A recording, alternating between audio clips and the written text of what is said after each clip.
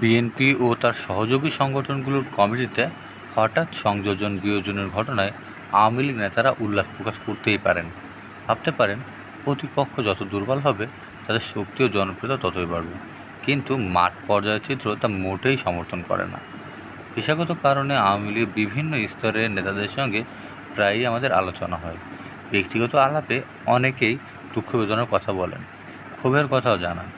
সাম্প্রতিক আজিম, বেনজির এবং আজিজ কাণ্ডে উল্লেখ করে এক সংসদ সদস্য বলে, সরকার তো আর আওয়ামী লীগ চালাচ্ছে না, আওয়ামী লীগ চালালে এসব কাণ্ড হতে পারত না। নির্বাচনের পর সরকারের জন্য বড় চ্যালেঞ্জ ছিল নিত্য প্রয়োজনীয় পণ্যের দাম কমানো, কিন্তু সেটা তারা করতে পারেনি।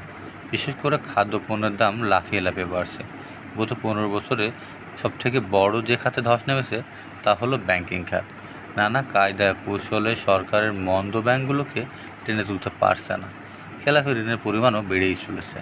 অন্যদিকে বৈদেশিক মুদ্রার রিজার্ভও কমে যাচ্ছে। বাজেটের ঘাটতি মোকাবেলা করতে হচ্ছে দেশীয় বিদেশি উৎস থেকে ঋণের নিয়ে। ব্যবসায়ীদের সংখ্যা, সরকার দেশীয় উৎস থেকে বেশি ঋণ নিলে তারাও বেকায়দায় পড়বে, ঋণ পাবে না তারা। ফলে টানা চতুর্থ মেয়াদে ক্ষমতা আসার পরও আওয়ামী লীগ নেতাদের মনে যেমন ফুরফুরে মেজাজ থাকার কথা ছিল, তারা ছিটে ফোটাও দেখা যাচ্ছে না। 6 মাসের মাথায় দলটির ঘরে বাইরে এতটাই চাপের মধ্যে পড়বে কেউ ভাবতেই পারেনি। প্রথমত আওয়ামী লীগ একতরফা নির্বাচনে জিতে মনে করেছিল তাদের সামনে আর কোনো চ্যালেঞ্জই নেই। জাতীয় সংসদে তারা এক আধিপত্য, প্রশাসনের নিরঙ্কুশ কর্তৃত্ব, আইনশৃঙ্খলা রক্ষাকারী বাহিনীও তাদের কথার বাইরে কিছু করবে না। এখন প্রতিদ্বন্দ্বিতা আওয়ামী লীগ নিজেই নিজের প্রতিদ্বন্দ্বী হয়ে উঠেছে।